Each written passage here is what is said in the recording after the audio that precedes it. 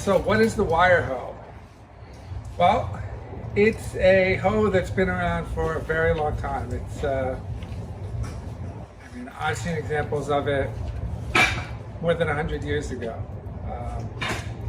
And there's been all kinds of examples since, and I'm sure it's been around longer than that, ever since there was wire.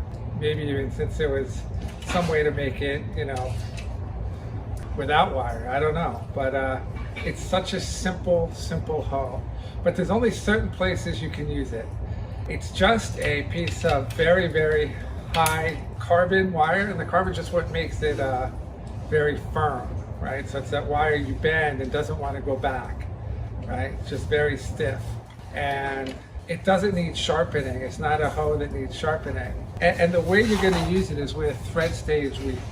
So once your farm is, or your garden has already been weeded by hand, or maybe with a stirrup hoe where you have bigger weeds, and now you just want to regularly cultivate it once a week, once every 2 weeks, and keep your weeds at bay, this is really the perfect tool because it doesn't need sharpening. It glides under the soil really easily. It's also much safer to use around plants because it doesn't hurt them as much, right? It can come very close to them without damaging them because it doesn't have sharp edges. That triangle shape works really, really well. Another nice thing about them is they come in a myriad of sizes. So when you have something really tight, like 6 rows on a 30-inch bed, you'd use that. For something like 4 rows on a 30-inch bed, for 3 rows, or for 2 rows. And this way you can just walk straight down a bed without having to go back and forth. So instead of, where you're normally cultivating, where you're going back and forth, this you can just go straight down a row. And you're cultivating things that you can barely see. Sure, you can see a lot of them, but a lot of them you're actually getting, you didn't even see them. They're like thread stage weeds, which are very, very tiny.